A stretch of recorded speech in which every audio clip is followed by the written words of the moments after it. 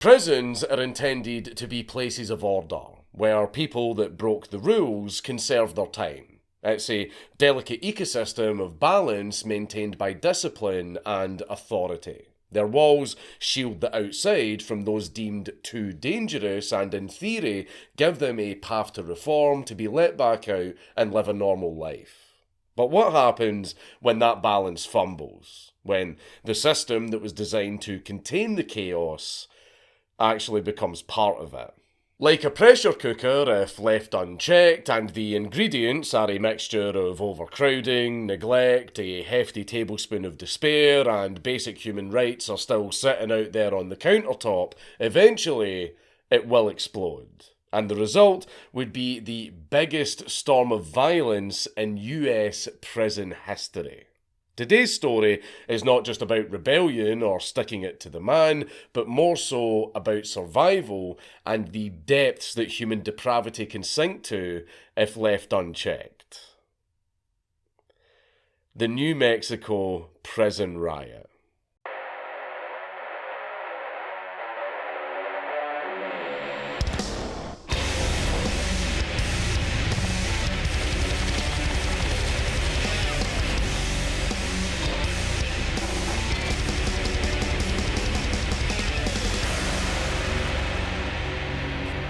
Please leave a like and a comment on this video because it really helps me in the algorithm. You know the saying, it's a new year but I'm pushing 40 so it's not exactly a new me.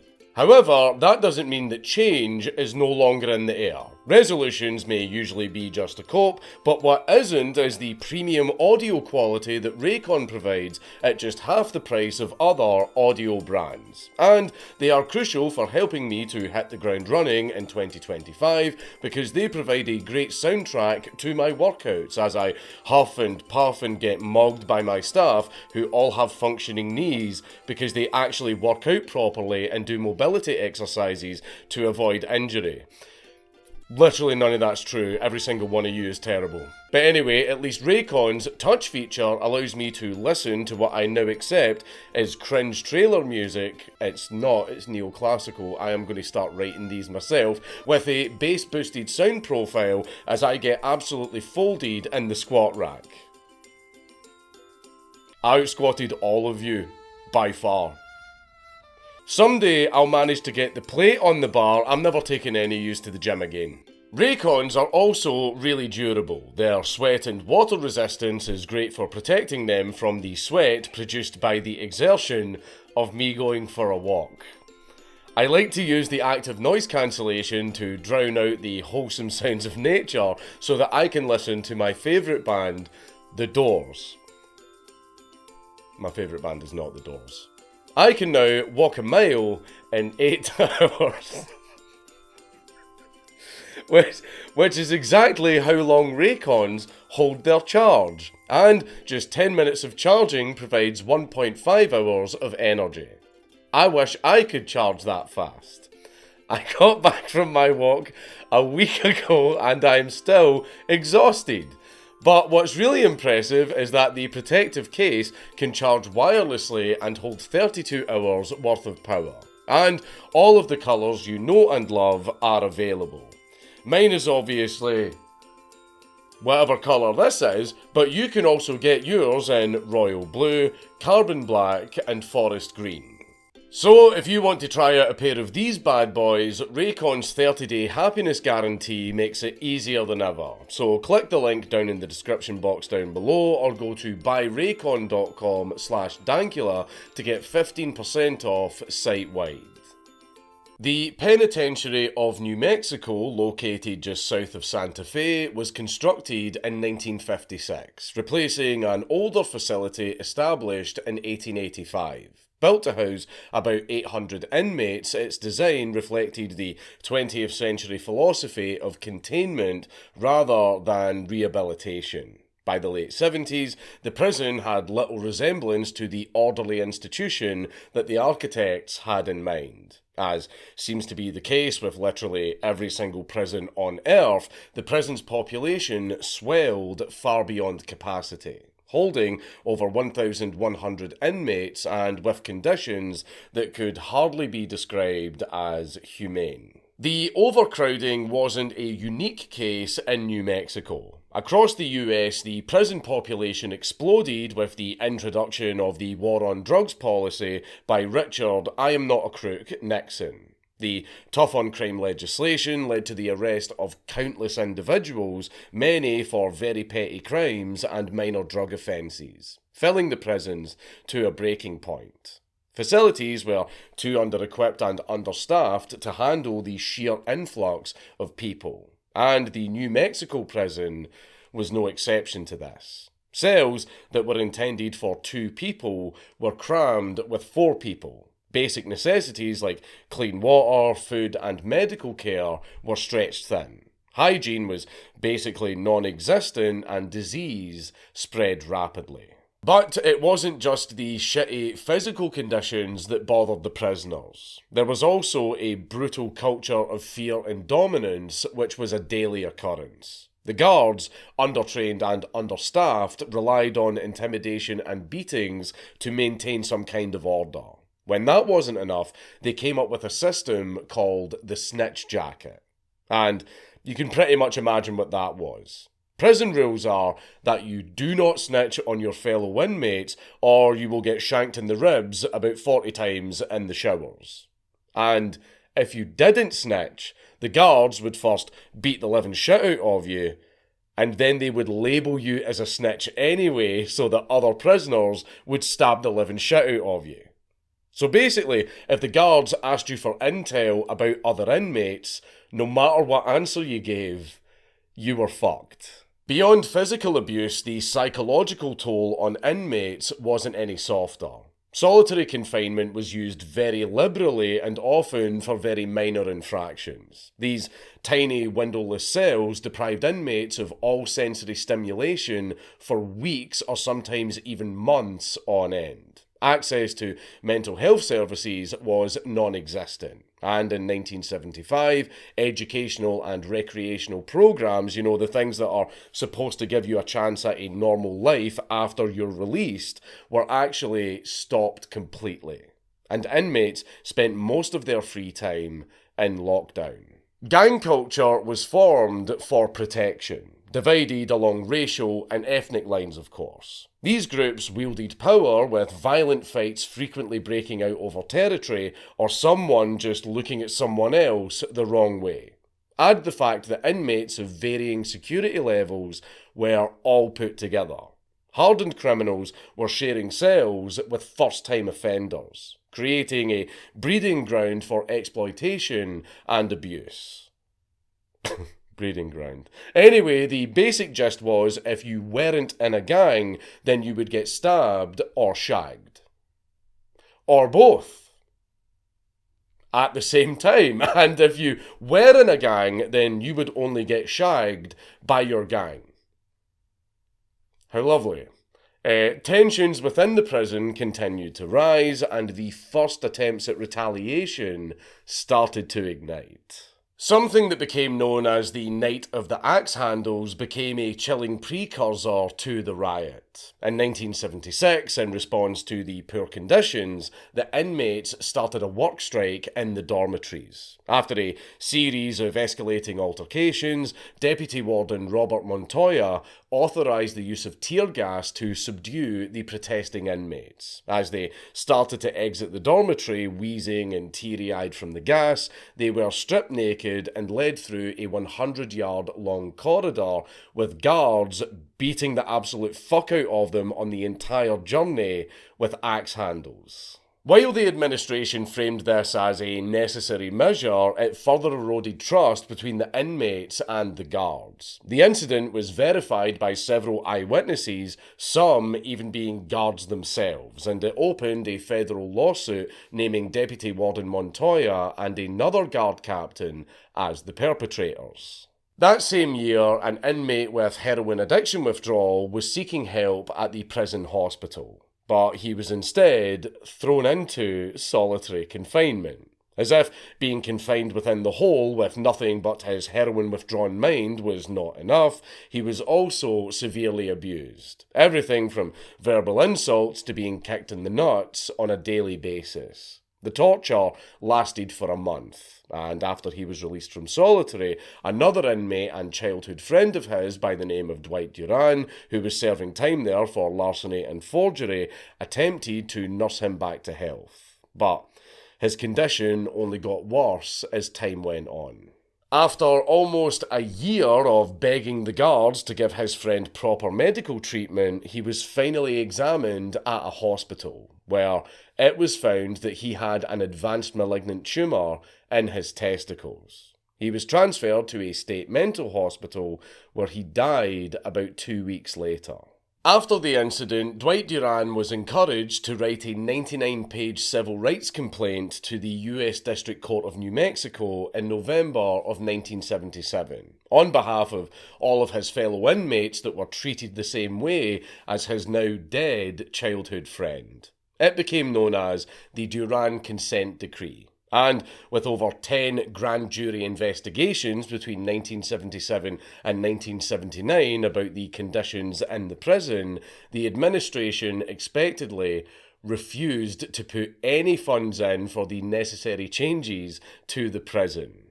This lawsuit was often seen as the last major non-violent attempt by the inmates to push for reform. This was about 2 months before the riots.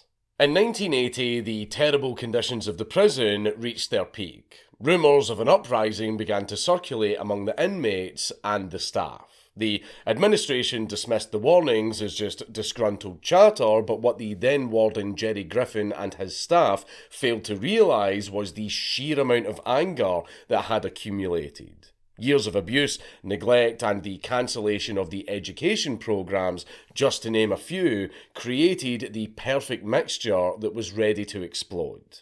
The inmates finally had enough, and they wanted the walls painted red. On February the 2nd, 1980, what began as a casual secret drinking party with prison hooch being homemade prison alcohol that's usually made in the toilet, the inmates in E2 dormitory were hatching a plan to overpower the guards during the routine 1 a.m. head count. A proper plan was never really formalised, and the inmates were relying mainly on the staff fucking up. And boy, did the staff manage to fuck up. During the head count, which the guards do to ensure that all of the inmates are present and no one has escaped, when the guards entered the dormitory, all of the inmates positioned themselves strategically around the dorm, and on a signal would ambush the guards with shanks and pipes. It started as a slim hope to take just a few guards hostage inside the dorm and then use them as leverage. But the prisoners very quickly noticed that the guards had made a huge mistake. One that could take the plan a lot further than they had originally envisioned. While doing the head count, the guards forgot to lock the door to the fucking dorm. The prisoners gave the signal and they quickly rushed in and beat the absolute shit out of the guard who was next to the door so that he couldn't close it, while everyone else grabbed the other 3 guards. And just like that, they had 4 hostages, the door out of the dorm was fucking open and unlocked, and what's more important, they now had the radio transmitters and the keys that granted them access to the restricted areas. So the inmates started going around and unlocking all of the cells. And the released inmates all joined in, and they made their way to the control centre that housed the mechanisms for opening all of these cells and doors in the prison. At around 2 a.m, they took control of it, smashing the presumed bulletproof glass with a fire extinguisher. I have no fucking idea how that even worked, nor will I question it. But it effectively gave the inmates complete control over the prison's security systems. The takeover of the control centre allowed them to open even more cells, rapidly increasing their numbers. They also accessed the kitchens and the workshops, arming themselves with whatever they could find. As the riot amplified, the inmates took even more hostages. A total of 12 guards, all of whom were very severely beaten. One guard later recounted, "They blindfolded us and tied our hands. We didn't know if we would make it out alive." Within the chaos, some inmates took it upon themselves to protect the hostages, being aware that if any hostages were killed, it would provoke a lethal response from the authorities who were all gathering outside. They formed a protective barrier, shielding the hostages from the much more unhinged individuals that were very busy burning the place to the ground. Officer Hernandez, one of the guards, later noted, "A few of them stood guard over us. They said, if you die, we all die." Everything was already spiralling out of control, but it was at cell block 4 where it would reach its peak. It began with the actions of two major gangs. On one side, you had the Chicanos, the Mexican-American gang of the prison that was seeking retribution for any wrongdoings against them. On the other side, there was a group who were vaguely associated with the Aryan Brotherhood, led by some of the most violent inmates who were released from segregation not so long ago. And both of these groups were targeting cell block 4. The Protection Hall, which housed inmates who were labelled as mentally ill, sex offenders, or the worst label of all, snitches. Cell Block 4, with its 96 prisoners, became ground zero for the riot's most horrific acts. When the control centre was taken over, instead of trying to figure out how to get the fuck out of there or trying to negotiate, the two groups had just one thing in mind: revenge. Cell Block 4 was at the northern part of the prison, meaning they had to go through the hospital and psychology wings first. And along the way, they stumbled upon a treasure trove of drugs. Antipsychotics, sedatives, and many other very delectable things. As every normal man would do in that situation, they fucking consumed all of the drugs.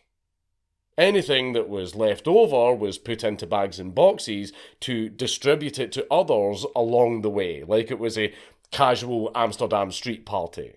For good measure, they also set the office on fire, destroying countless legal records that were used to keep inmates from getting parole. When they finally reached cell block 4, high off of their arses on all kinds of meds, with some inmates even passing out and vomiting from overdosing on sleeping pills, they realised, oh no, we don't have the keys to open the block.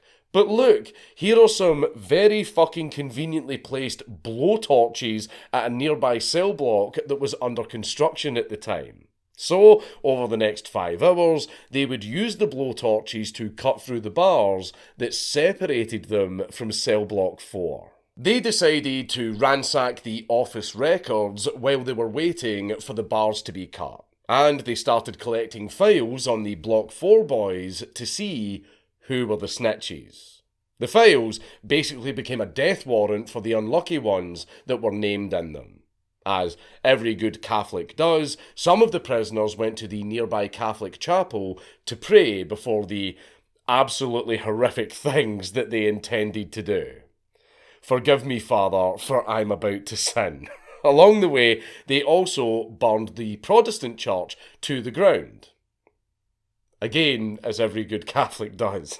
And while all of this was going on the other side of the bars, the Cell Block 4 boys were fully aware of how absolutely fucked they were. Some were crying and yelling through the bar windows to the police outside, begging for help. Others tried direct contact with negotiators over the radio. Their screams were met with silence. Although there was a back door to the block that could have been unlocked and used as a means of escape from the drug-infused maniacs, the police were very reluctant to let them out, with one official even saying, "It's their ass."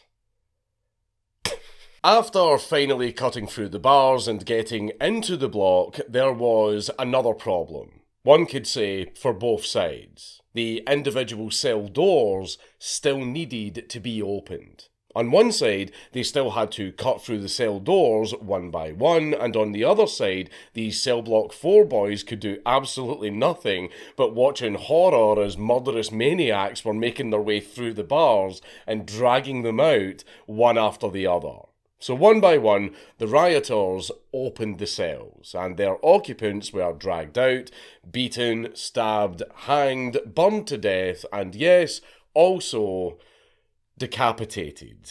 So here are a few examples of things that happened on that very fateful day in Cell Block 4. Now, this part of the video is not for those among you with very weak stomachs, so you can just skip to this timestamp if you're a pussy.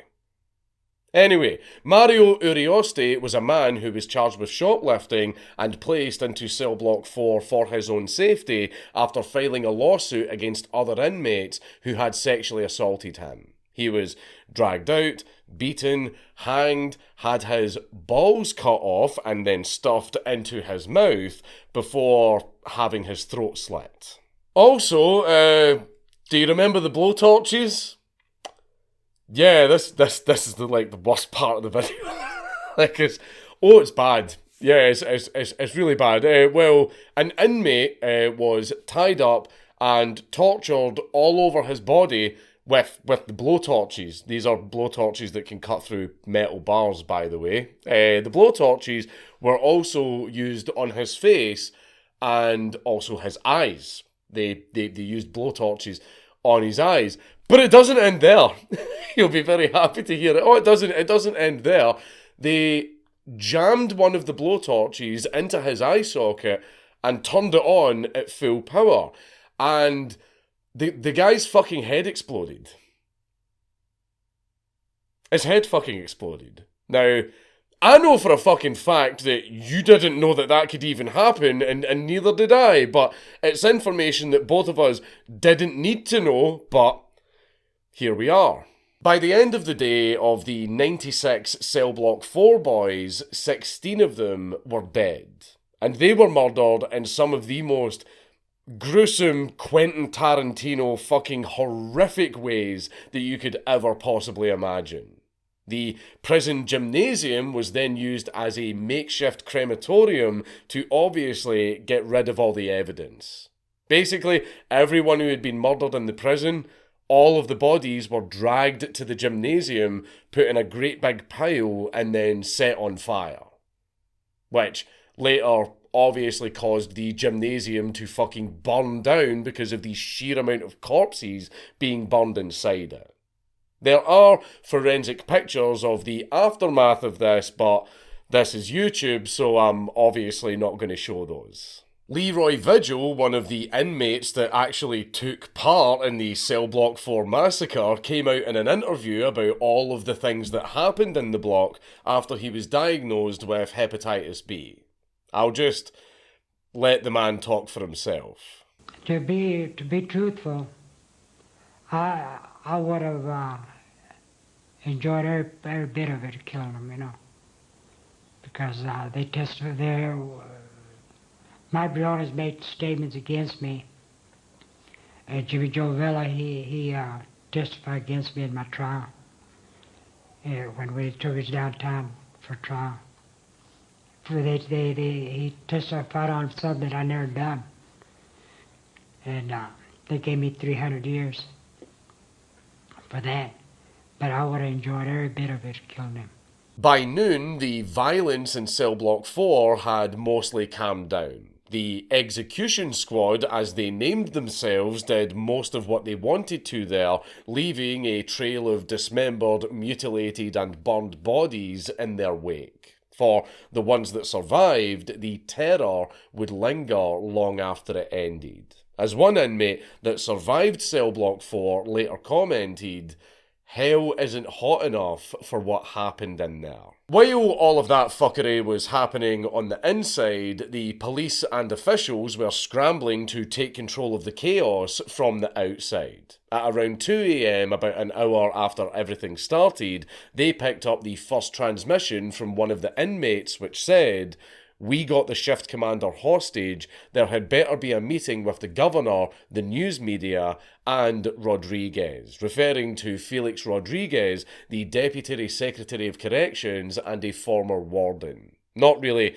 the first person that you want to disappoint in such situations. You could argue a hierarchy of command didn't really exist, and the inmate who said that most likely got shanked 2 minutes later just to be replaced by another inmate, since most of the riot was, to put it very mildly, rather improvised. Warden Jerry Griffin arrived at the scene roughly half an hour into the riot at around 1:30 a.m. alongside Deputy Warden Robert Montoya and Superintendent of Correctional Security Emmanuel Coronios arriving shortly after. With the inmates having a blast inside and holding hostages, Griffin made a snap decision to seek advice from Montoya, who recently completed a crisis intervention course. Apparently, this made him the closest thing that they had to an expert negotiator. Montoya got on the radio trying to establish contact. He managed to reach an inmate that was referring to himself as Chopper 1, who claimed that he had the shift captain hostage and his demand was that every block in the prison gets a pool table and steak for dinner. The already failing negotiation attempts quickly fell apart when other inmates hijacked the airwaves. Arguments, conflicting demands, and contradictions were all over the place.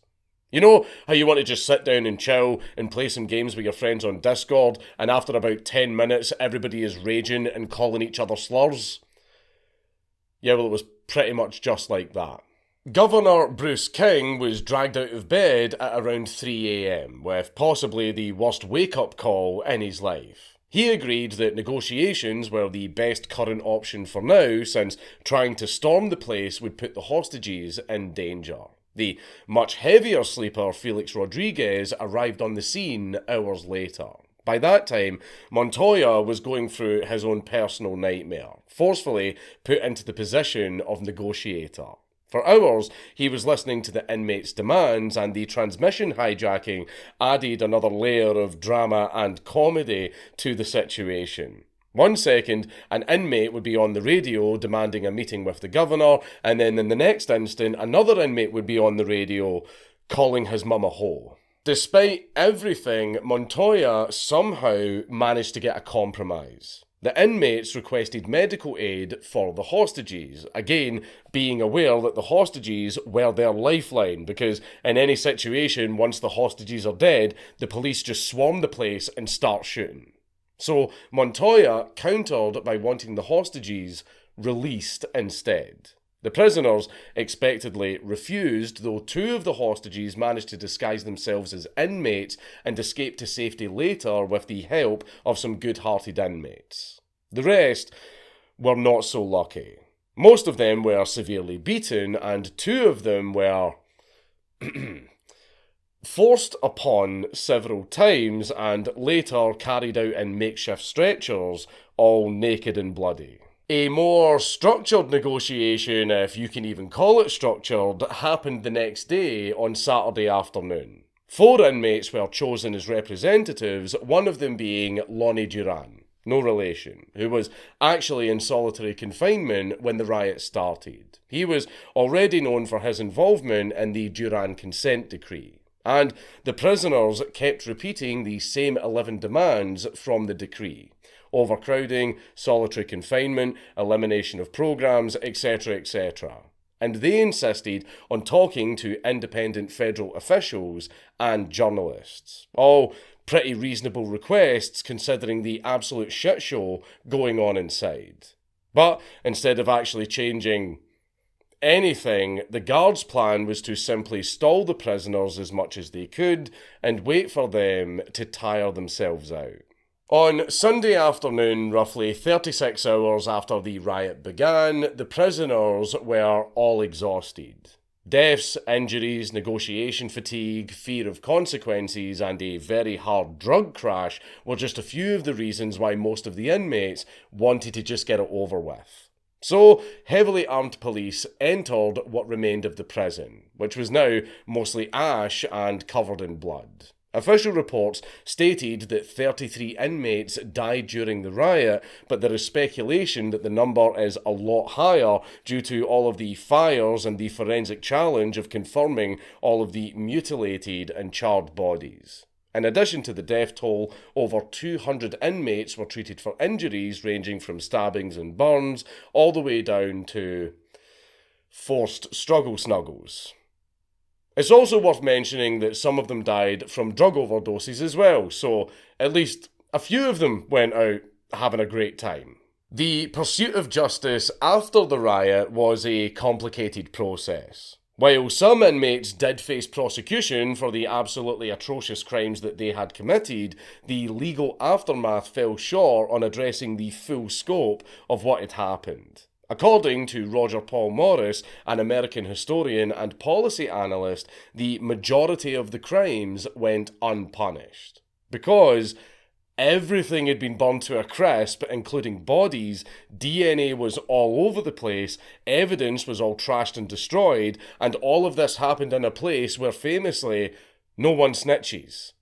Basically, it was a complete forensic and investigative nightmare, and it was essentially impossible to prove who did what. Of the inmates who actually did get prosecuted, the longest sentence handed down was an additional 9 years. Considering all of the things that happened in the prison during that riot, that's just a little bit insufficient in my opinion. The defence of many of the inmates was led by the famous criminal lawyer William L. Summers. In 1982, he received the Robert C. Heaney Award for his efforts in defending a ton of the inmates, arguing that they were just bystanders in the chaos or they were merely acting out of fear. The most significant legal outcome was the eventual implementation of the now named Duran versus King consent decree, renamed to reflect King's administration as the target of the lawsuit.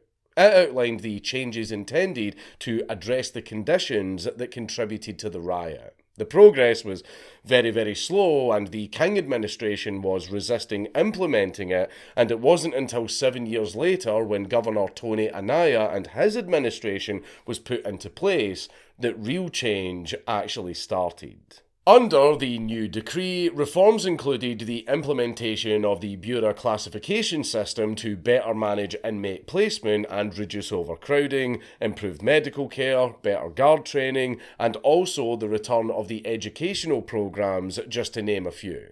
As for Dwight Duran, after he was released, he was actually sent back to prison to film a documentary discussing the events of the riot from his perspective. The riots inspired several forms of media, like Roger Morris's book The Devil's Butcher Shop, documenting the events leading up to the riot and also after it. It also inspired the song The Last Act of Defiance by the trash band Exodus, and in 2013, the state even started giving public tours of the old prison so that you can actually go in and see for yourself the still visible marks of the axes and shovels that were used for decapitation. Or what's left of the guy that got his head blown up by a fucking blowtorch. The prison was also later used as a movie set, particularly the old main section that was decommissioned in 1998, and no active inmates have been housed there ever since. Some of the more known movies that were filmed there were Natural Born Killer, The Night Stalker, and also The Longest Yard, the movie that made Adam Sandler look like the most unconvincing prison tough guy in movie history. Nevertheless, I am a sucker for early 2000s movies, so thumbs up, would recommend, I suppose. And if there is a lesson to be learned from the New Mexico State Penitentiary, it's this. If you're going to house dangerous inmates in a literal powder keg, hide the fucking blowtorches. It's Count Dankula on YouTube. Everybody should subscribe.